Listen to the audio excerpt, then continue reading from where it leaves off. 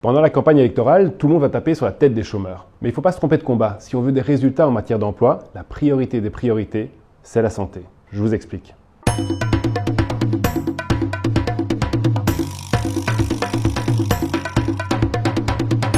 Sur 10 travailleurs aujourd'hui, il y en a au moins un qui est absent aujourd'hui pour cause de maladie.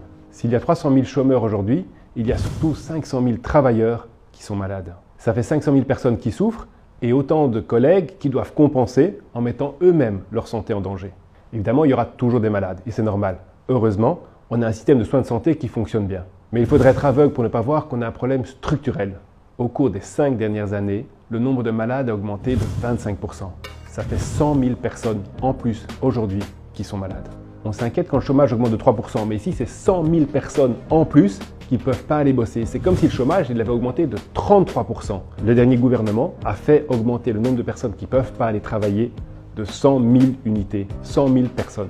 En plus du problème humain, ça représente un coût énorme pour les entreprises. Mais c'est aussi un coût astronomique pour l'État. Plus de 60% des gens qui sont malades sont à charge de la collectivité, de vous, de moi, pour un montant total de plus de 14 milliards d'euros. Si on revenait simplement à la situation de 2017, donc il y a quelques années, on économiserait chaque année 4 milliards d'euros, soit plus de la moitié du coût total des allocations de chômage. Donc revenir en 2017, c'est comme si on avait diminué le coût des allocations de chômage de moitié.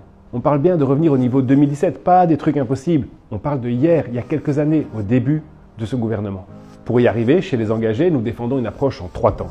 Prévenir, par exemple en créant un droit à la démission pour protéger la santé mentale. Accompagner chaque personne qui tombe malade le plus rapidement possible. Réinsérer, pour permettre une reprise plus progressive entre la maladie et le travail.